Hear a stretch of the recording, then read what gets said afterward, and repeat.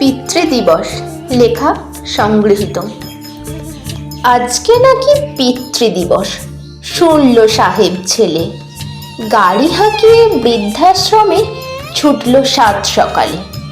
পৌঁছে ছোটে বাবার কেবিন, ছেলের ভীষণ তাড়া। বাবা হঠাৎ ছেলেকে দেখে খুবই আত্মহারা।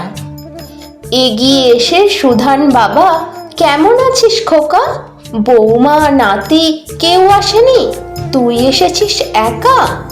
ছেলে বলে, ভালো আছি, সময় নেই কো হাতে, তাড়াতাড়ি সাজো তুমি নতুন পোশাকেতে। ভাবলো বাবা হয়তো খোকা ফিরিয়ে নেবে ঘরে। এক নিমেষে লুঙ্গি ছেড়ে ধুতি পাঞ্জাবি পরে। বাবার হাতটা মাথায় রেখে সেলফি তোলে খোকা। বাবার মাথায় কিছু ঢোকে না, সত্যি ভীষণ বোকা।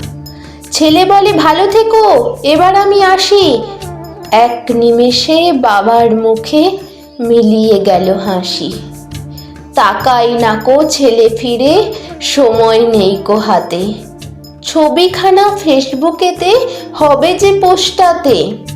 লাইক কমেন্ট সারাটা দিন আসবে ক্রমে ক্রমে। কে জানছে খোকার বাবা আছেন বৃদ্ধাশ্রমে।